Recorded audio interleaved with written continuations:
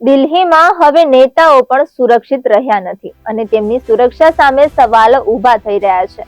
દિલ્હીના ચાણક્યપુરી વિસ્તારમાં કોંગ્રેસના સાંસદ સુધા રામકૃષ્ણના ગળામાંથી અજાણ્યો શખ્સ સોનાની ચેન ખેંચીને ફરાર થઈ ગયો હતો. આ મામલે દિલ્હી પોલીસે ફરિયાદ નોંધીને વધુ તપાસ હાથ ધરી છે.